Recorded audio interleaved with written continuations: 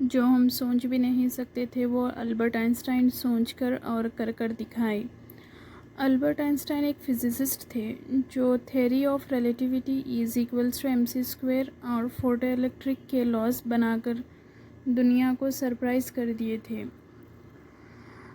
सभी को लगता यही था कि आइंस्टाइन का दिमाग सबसे अलग है। ये बात खुद आइंस्टाइन को भी पता थी, इसीलिए वो चाहते थे कि उनके मरने के बाद उनकी बॉडी पे कोई रिसर्च ना की जाए और उनकी बॉडी जलाकर राख कर दिया जाए। लेकिन हुआ वही जो आइंस्टाइन नहीं चाहते थे। उनके मरने के बाद जब उनकी बॉडी ऑटोप्सी के लिए भेजी गई तो डॉक्टर थॉमस हार्वे ने उनका ब्रेन चुरा लिया और वो चुराकर उनके ब्रेन पर रिसर्च करने लगे। थॉमस हार्वे बहुत मुश्किलों से गुज़रे लेकिन वो रिसर्च नहीं कर पाए। आगे जब उनके ब्रेन पर रिसर्च की गई तो डॉक्टर्स ने देखा कि आइंस्टाइन का ब्रेन सबसे अलग है, क्योंकि उनके ब्रेन में कॉर्पस कैल्सिकम जो एक as a communication between two brains रहता वो बड़ा था। सबसे पहले हम जानते हैं कि कॉर्पस कैल्सिकम रहता क्या है। कॉर्पस कैल्सिकम एक कनेक्शन है राइट ब्रेन और लेफ़्ट ब्रेन के बीच में।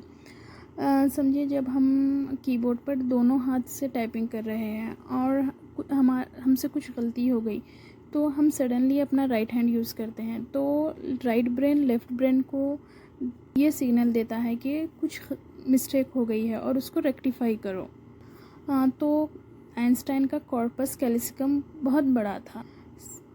सेकेंड डिफरेंस इज़ ब्रेन का जो और उनके ब्रेन में न्यूरॉन्स बहुत ज़्यादा थे, क्योंकि उनके ब्रेन की जो आउटर लाइनिंग थी वो बहुत ही थिन थी, जिसकी वजह से अल्बर्ट आइंस्टाइन कॉम्प्लेक्स इक्वेशंस को विदाउट पेन से कर देते थे, सिर्फ अपना ब्रेन यूज़ कर कर।